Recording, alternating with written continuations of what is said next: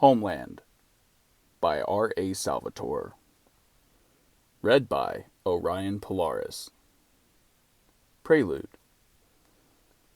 Never does a star grace this land with a poet's light of twinkling mysteries, nor does the sun send to here its rays of warmth and life. This is the Underdark, the secret world beneath the bustling surface of the forgotten realms, whose sky is a ceiling of heartless stone, and whose walls show the gray blandness of death in the torchlight of the foolish surface dwellers that stumble here. This is not their world, not the world of light. Most who come here uninvited do not return. Those who do escape to the safety of their surface homes return changed. Their eyes have seen the shadow and the gloom, the inevitable doom of the Underdark.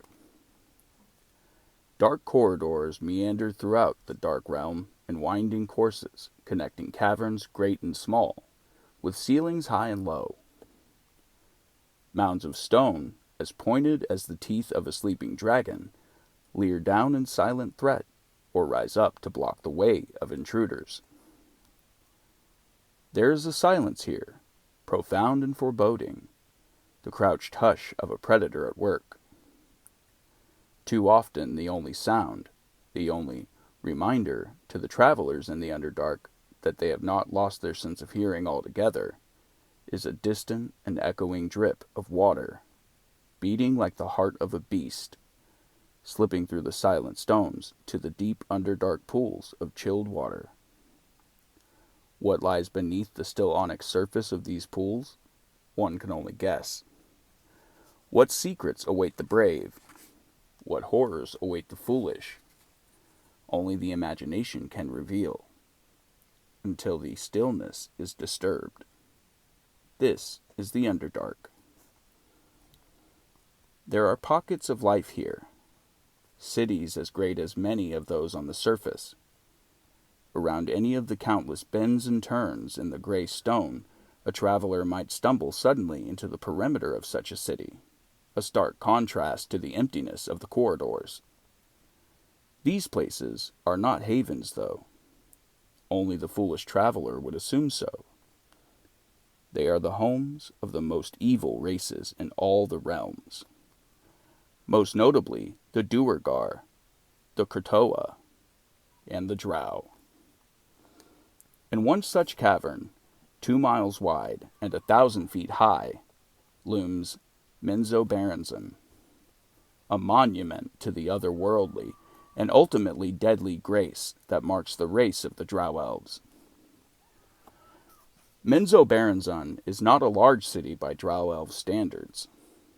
Only 20,000 Dark Elves reside there, where in ages past there had been an empty cavern of roughly shaped stalactites and stalagmites. Now stands artistry. Row after row of carved castles thumbing in a quiet glow of magic. The city is perfection of form, where not a stone has been left to its natural shape. This sense of control and order, however, is but a cruel facade, a deception, hiding the chaos and the vileness that rule the Dark Elves' hearts. Like their cities, they are a beautiful, slender, and delicate people, with features sharp and haunting. Yet the Drow are rulers of this unruled world, the deadliest of the deadly, and all other races take cautious note of their passing. Beauty itself pales at the end of a Dark Elf's sword. The Drow are the survivors, and this is the Underdark, the Valley of Death, the land of nameless nightmares. Part 1. Station. Station. In all the world of the Drow, there is no more important word. It is the calling of our religion, the incessant pulling of hungering heartstrings. Ambition overrides good sense. and compassion is thrown away in its face, all in the name of Lolth, the Spider Queen. Ascension to power in Drow society is a simple process of assassination. The Spider Queen is a deity of chaos, and she and her high priestesses, the true rulers of the Drow world, do not look with ill favor upon ambitious individuals wielding poisoned daggers. Of course, there are rules of behavior. Every society must boast of these.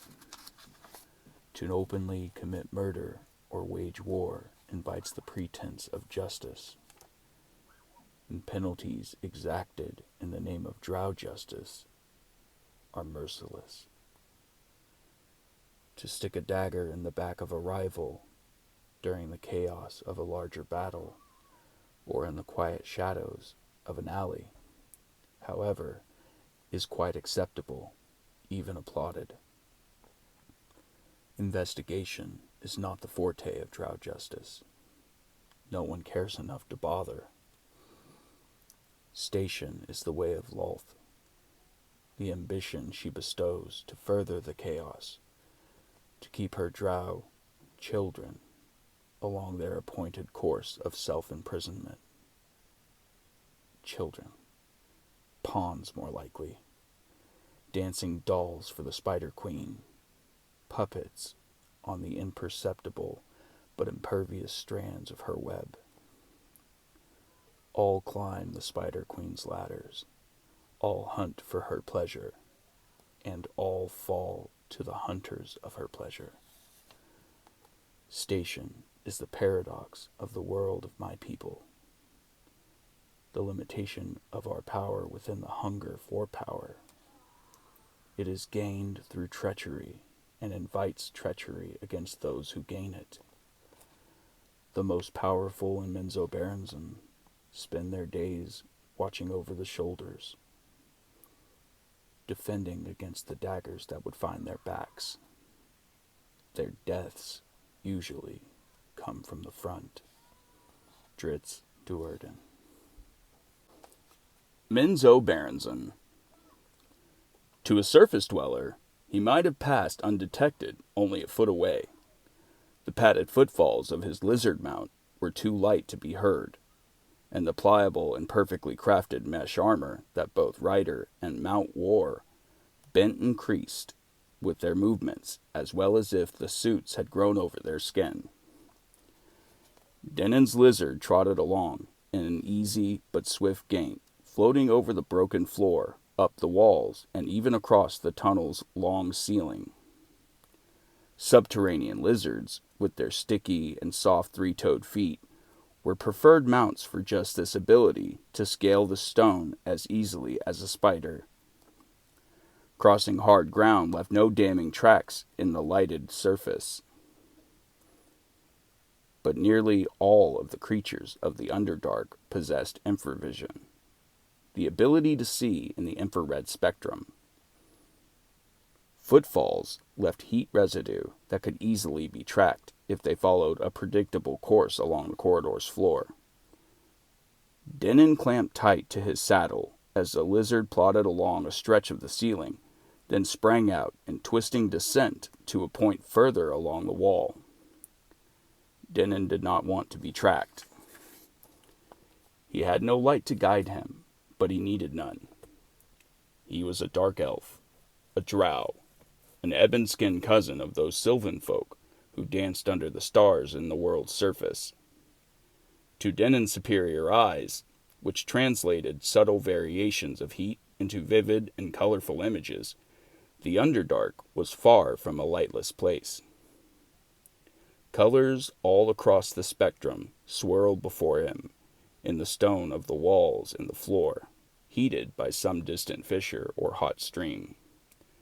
The heat of living things was the most distinctive, letting the dark elf view his enemies in details as intricate as any surface dweller would find in brilliant daylight.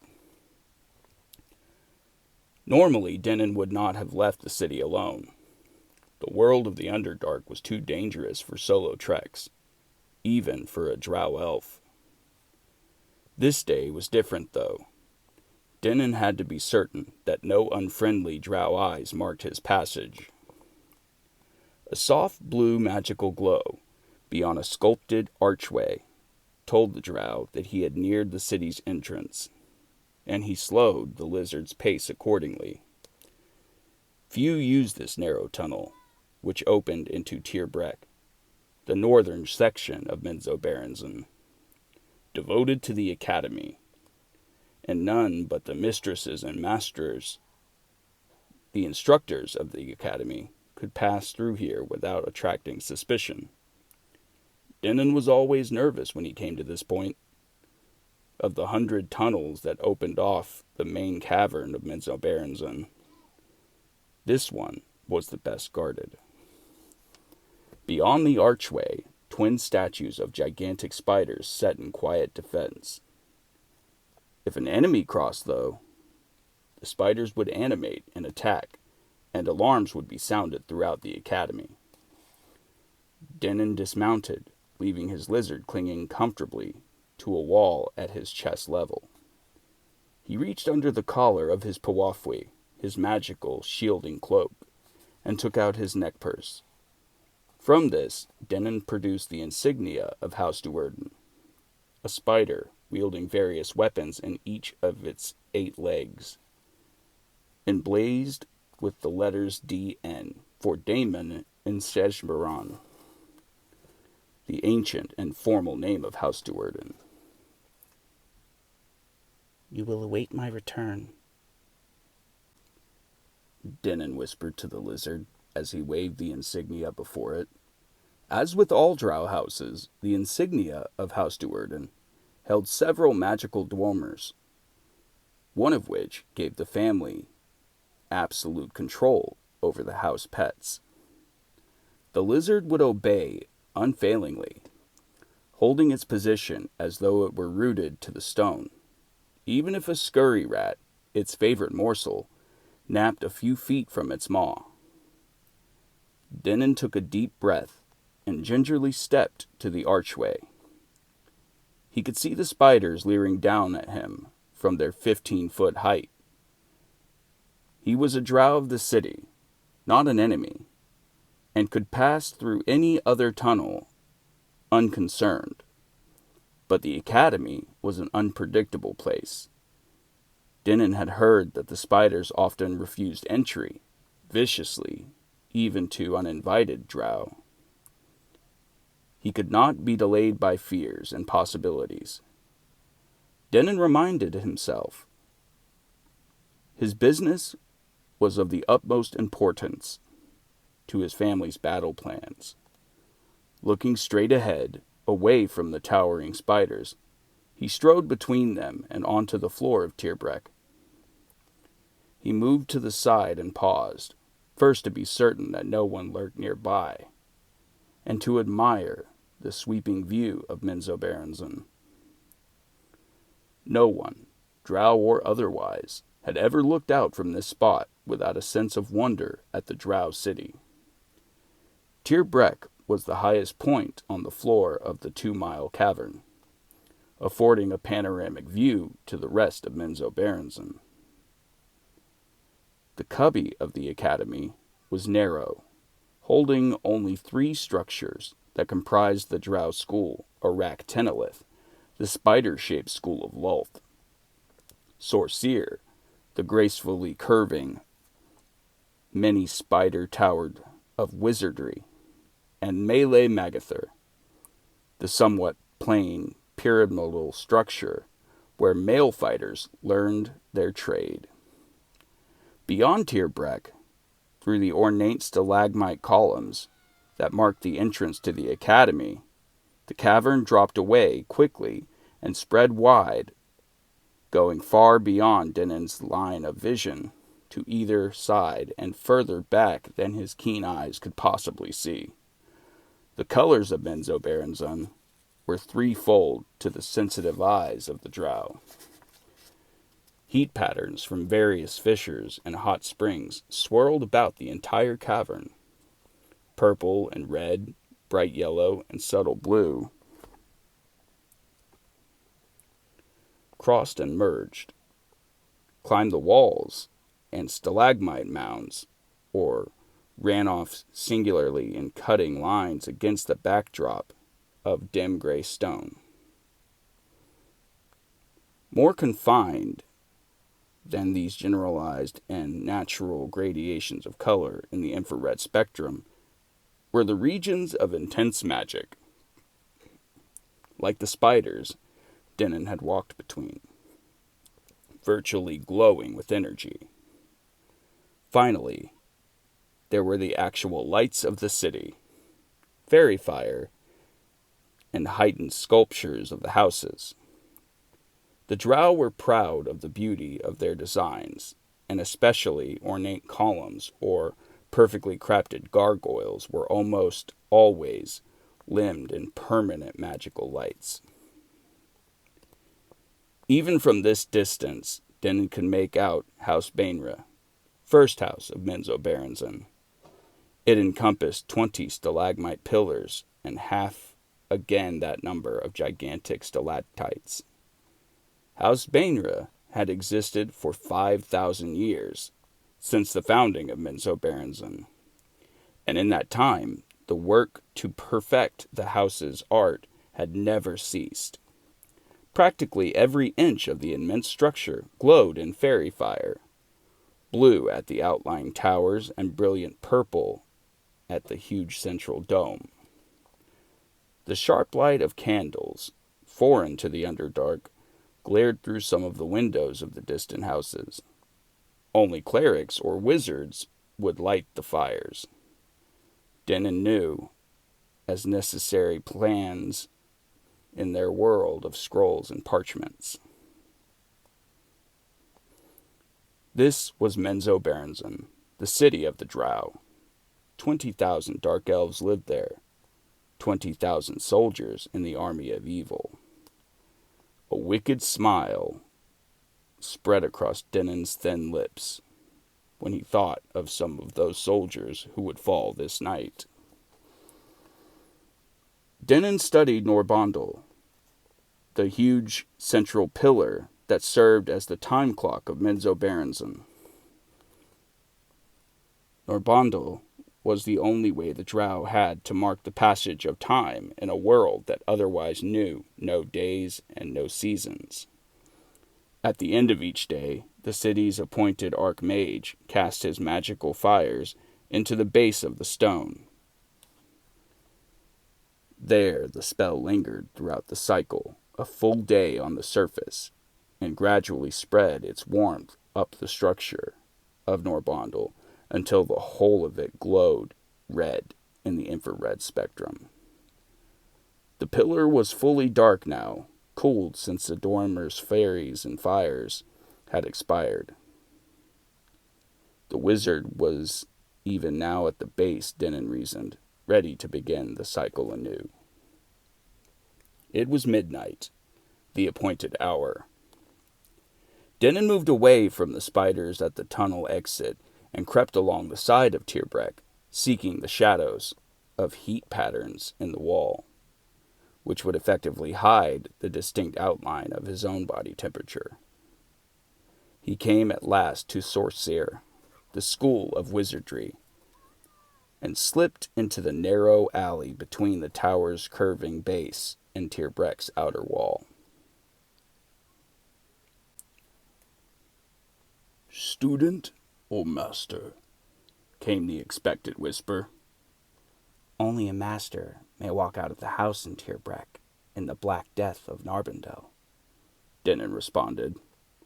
A heavily robed figure moved around the arc of the structure and stood before Denon.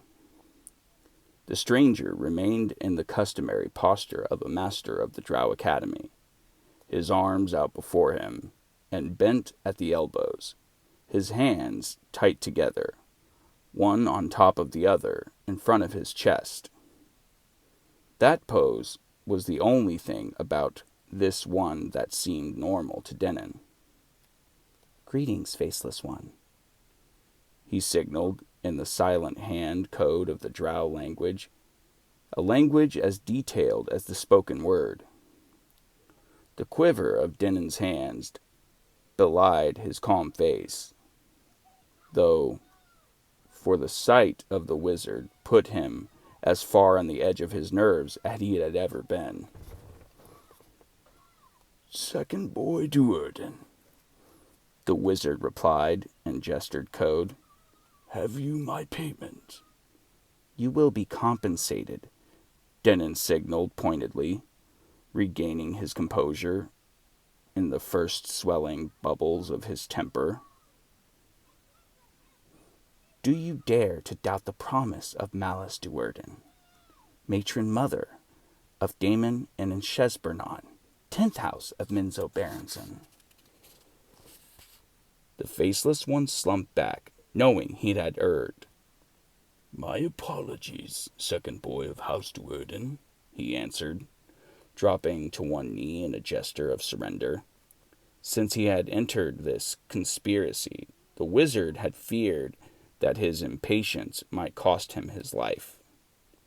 He had been caught in the violent throes of one of his own magical experiments, that tragedy melting away all of his facial features and leaving behind a blank hotspot of white and green goo. Matron Malice Duerden, reputedly as skilled as anyone in the vast city in mixing potions and salves, had offered him a sliver of hope that he could not pass by. No pity found its way into Denon's callous heart, but House Duerden needed the wizard. "You will get your Slav," Denon promised calmly. "when Alton de Vere is dead." "Of course," the wizard agreed. "This night?" Denon crossed his arms and considered the question. Matron Malice had instructed him that Alton de Vere should die, even as their family's battle commenced. That scenario now seemed too clean, too easy to Denon. The faceless one did not miss the sparkle that suddenly brightened the scarlet glow in the young Duerden's heat-sensing eyes. "Wait for Narbendel's light to approach its zenith," Denon replied, his hands working through the signals excitedly and his grimace seeming more of a twisted grin. "Should the doomed boy know of his house's fate before he dies?" the wizard asked, guessing the wicked intention behind Denon's instructions. "As the killing blow falls," answered Denon. "let Alton de Vere die without hope." Denon retrieved his mount and sped off down the empty corridors, finding an intersecting route that would take him through a different entrance into the city proper.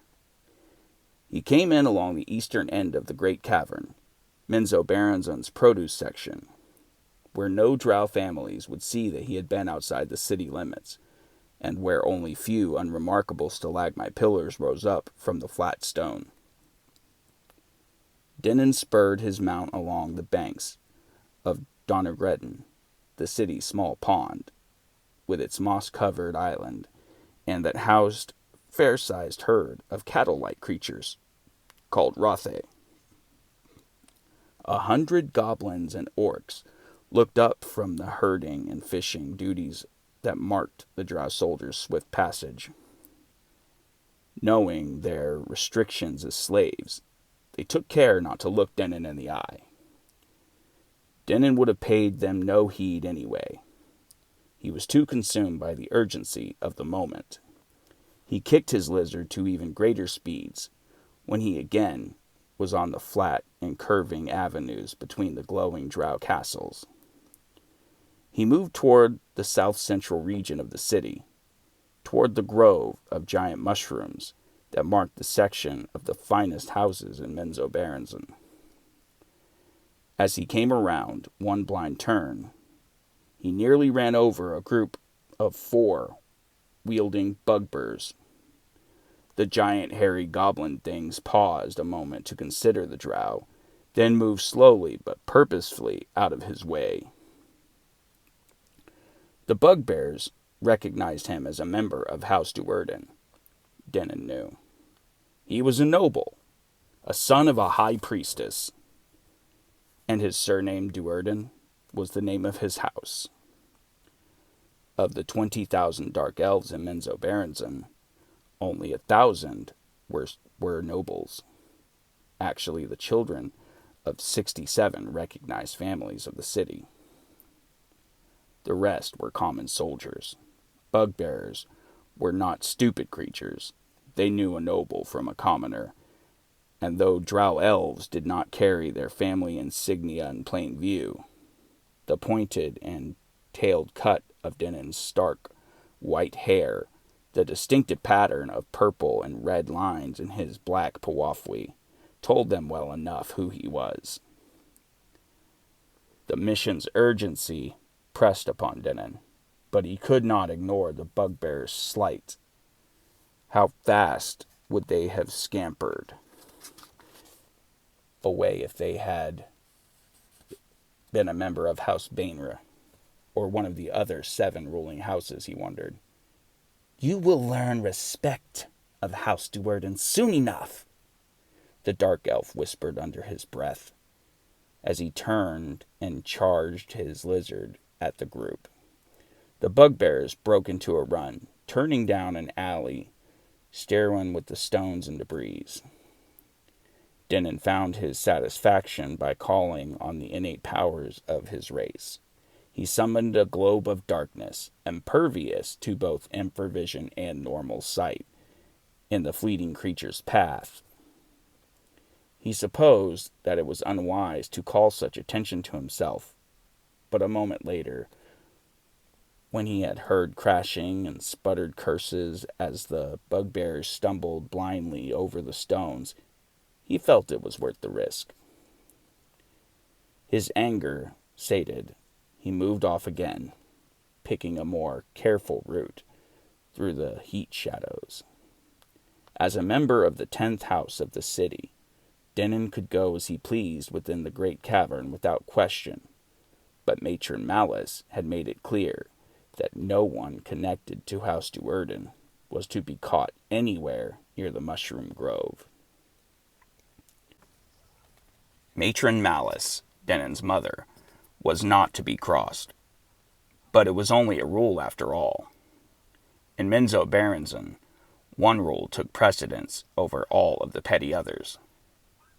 Don't get caught.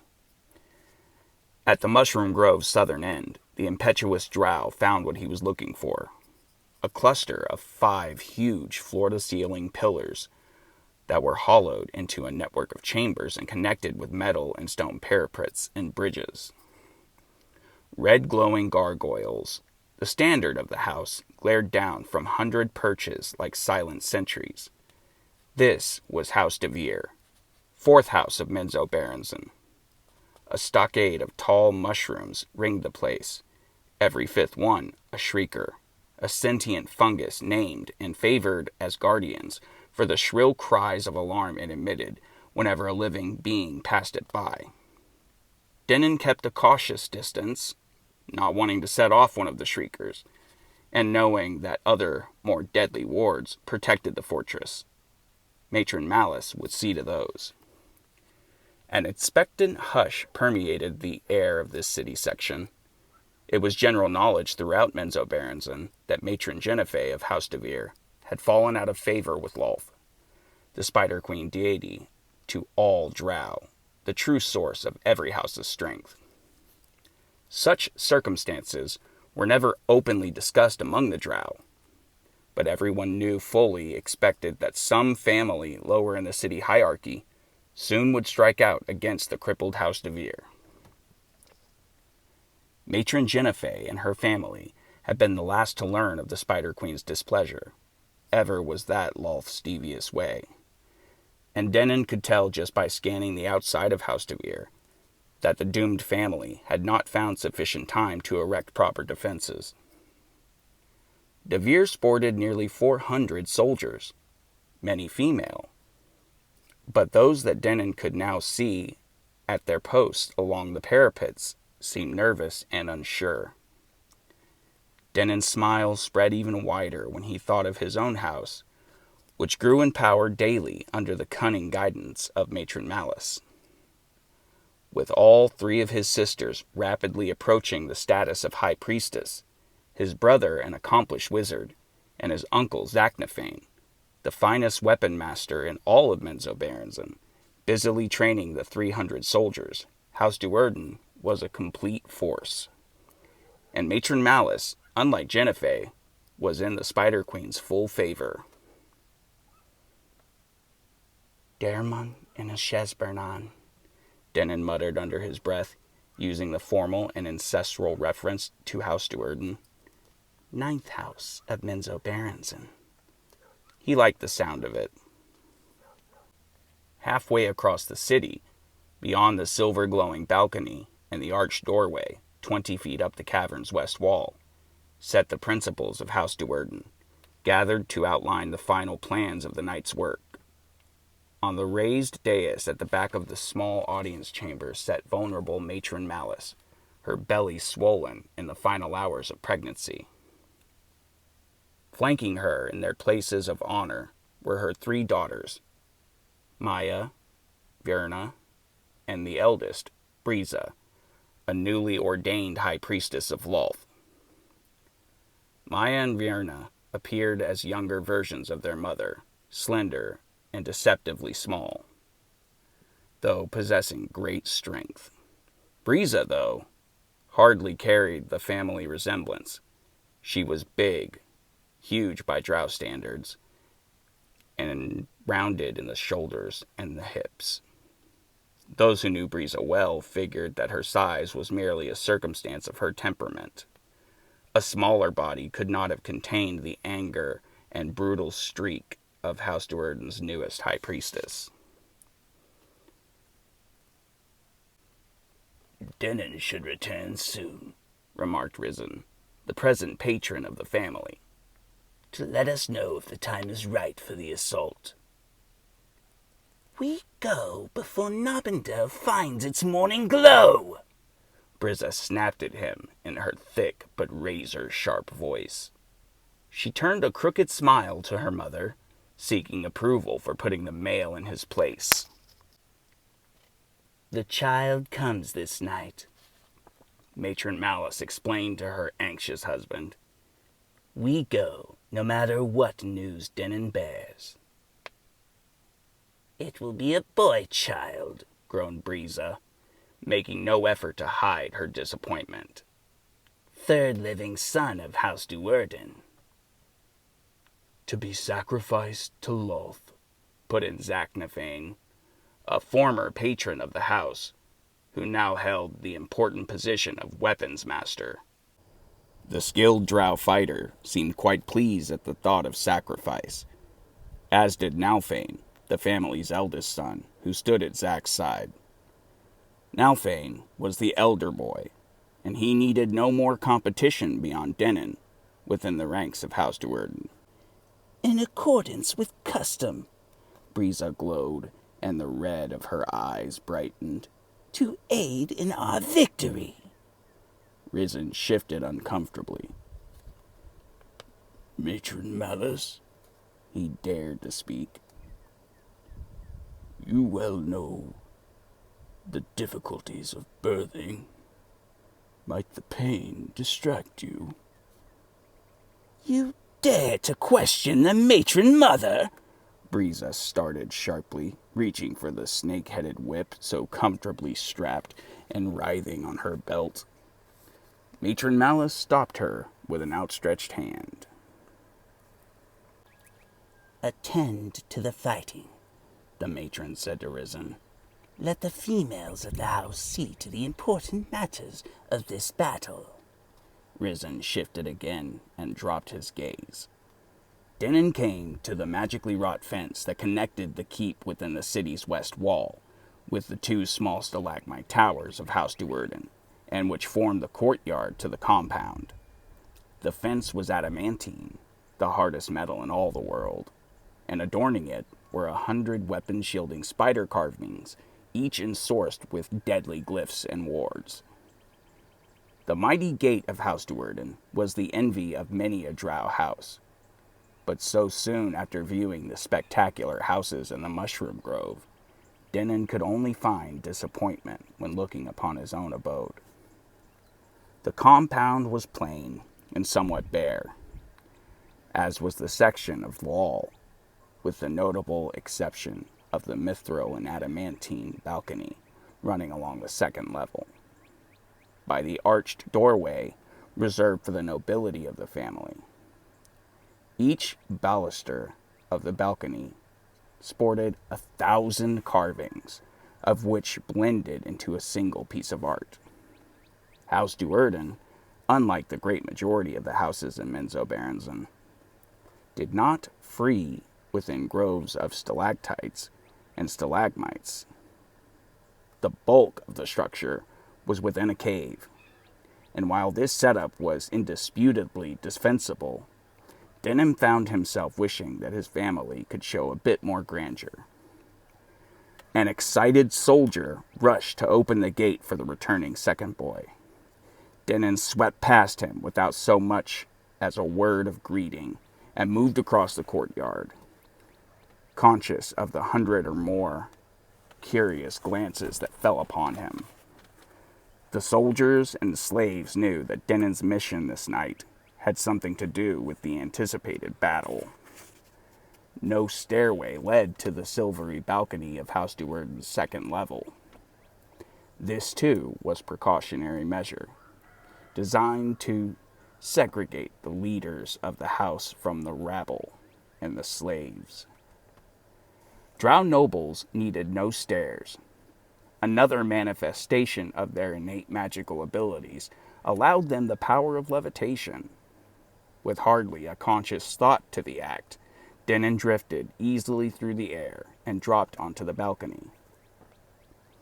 He rushed through the archway and down the house's main central corridor, which was dimly lit in the soft hues of fairy fire, allowing for sight in the normal light spectrum, but not bright enough to defeat the use of infravision.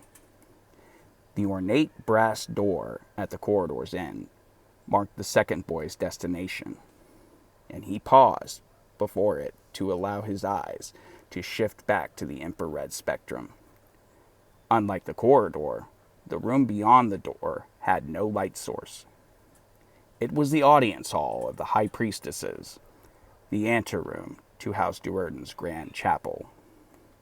The drow clerical rooms, in accord with the dark rites of the Spider Queen, were not places of light.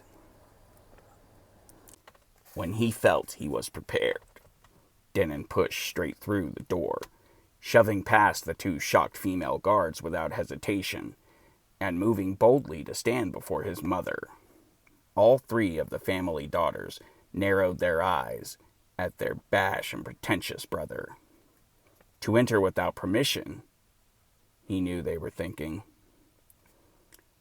Would that it was he who was to be sacrificed this night.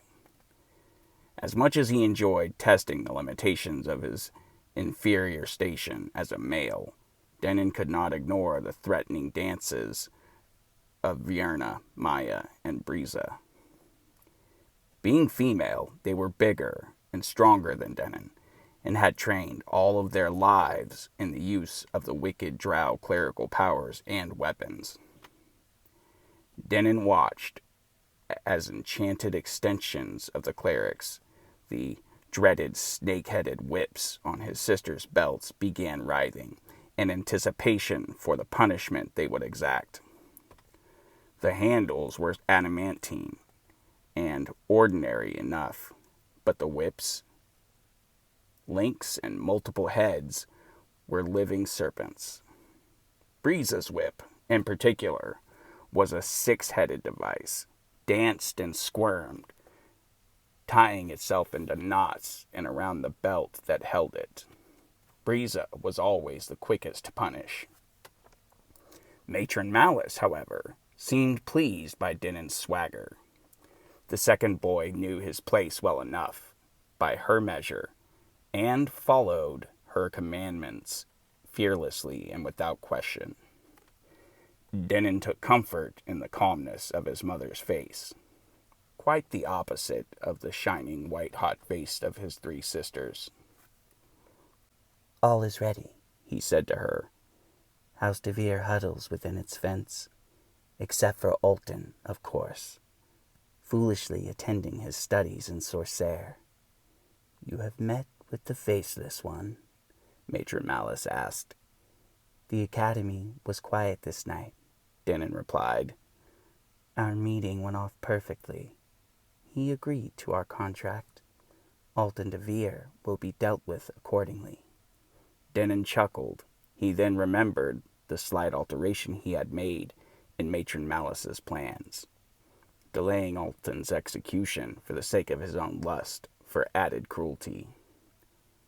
Denon's thoughts invoked another recollection as well.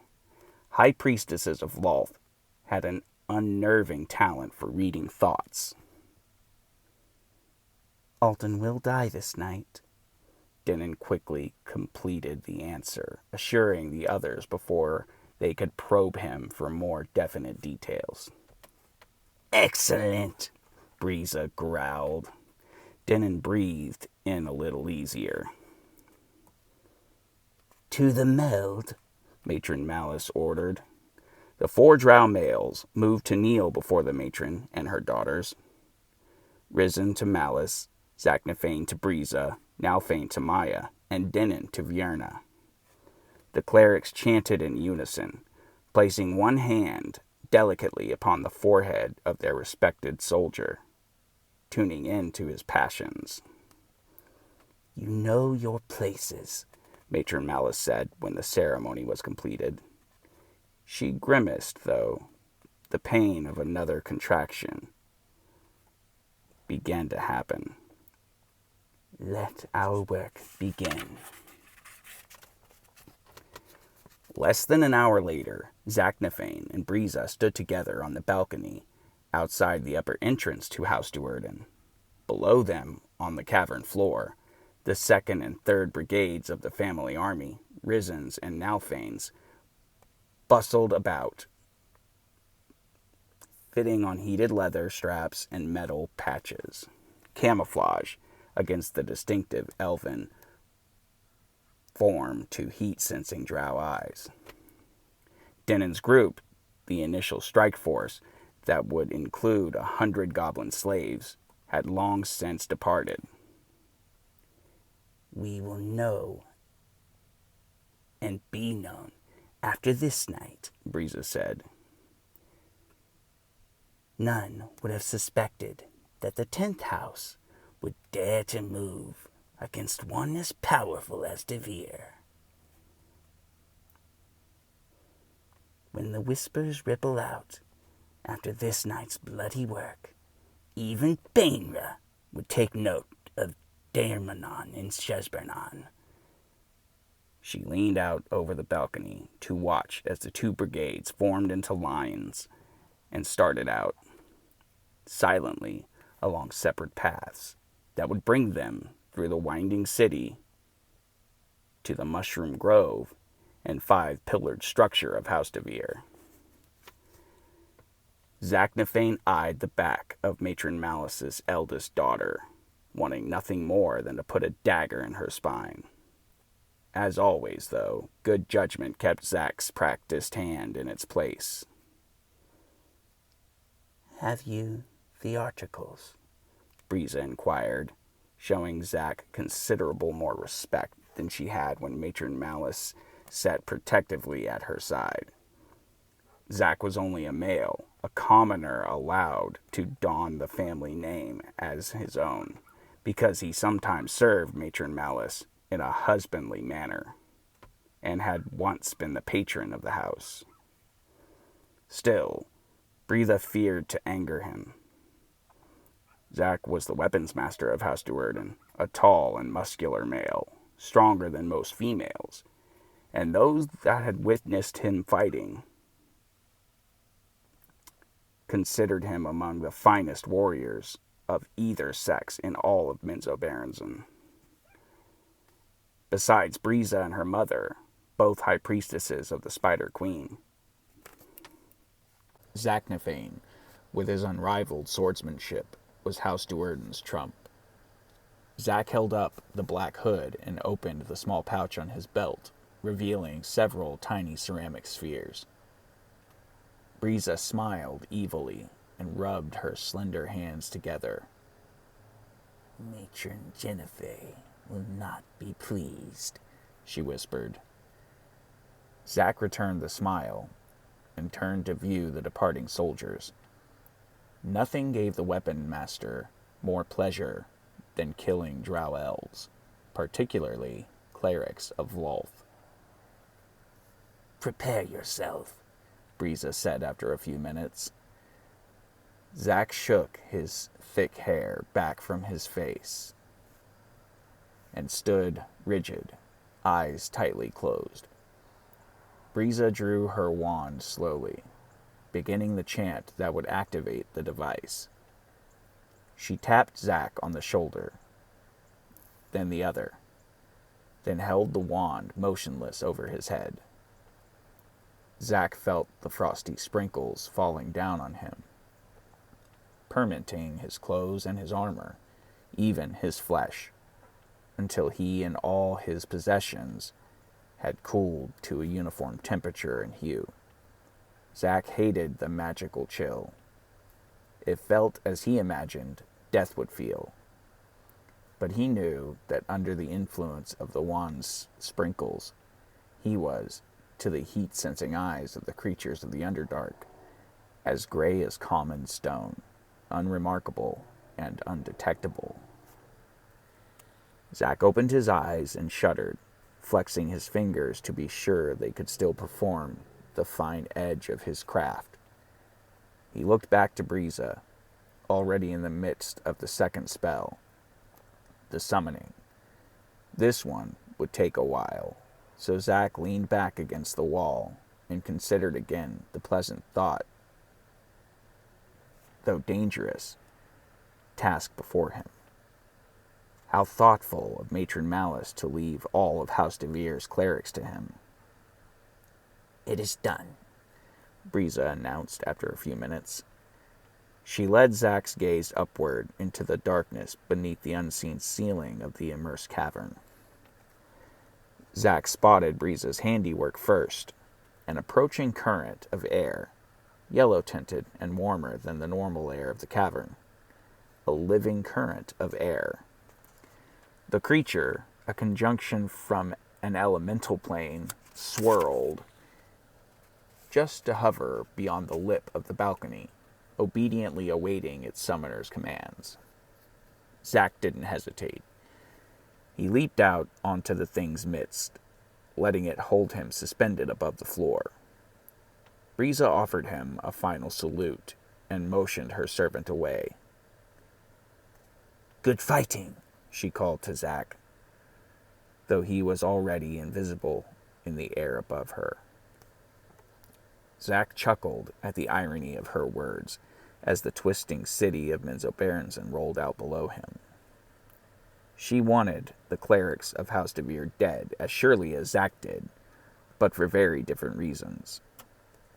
All complications aside, Zack would have been just as happy killing clerics of House Duerden. The weapons master took up one of his adamantine swords, a drow weapon magically crafted and unbelievably sharp, with the edge of killing Dwarveners.